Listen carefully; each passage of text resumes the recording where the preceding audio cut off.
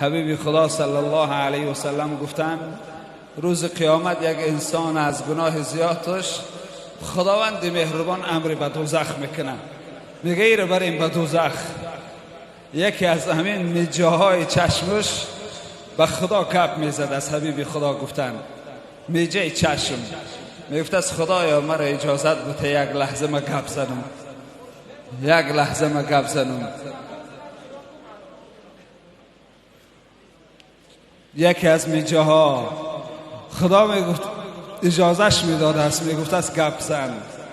حبیب خدا گفتن همین میجه گپ میزد است، میگفت از خدایا حبیب تو محمد صلی الله علیه و سلم در دنیا گفته بود اگر از چشم به خاطر ترس خدا یک قطره اشک بریزه از ترس خدا، او چشم صاحبی و چشم داخل آتش دوزخ نمیشه. و همین گپ درست است. الله میگفت است بله قول پیغمبر من هست.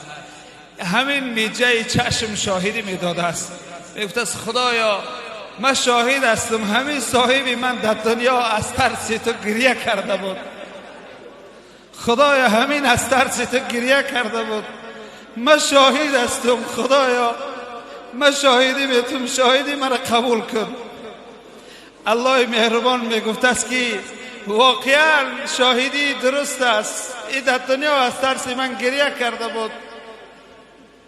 حبیب خدا صلی الله علیه و سلم گفتن در قیامت اعلان میشه و که یک نفر از آتش دوزخ به شاهدی یک میجهش نجات یافت، این از آتش دوزخ نجات میتن. این چشم من در شما دیدم برادرها، خدا رو میخواهم که روز قیامت شاهدی رو ما و شما رو میجا ما بتن.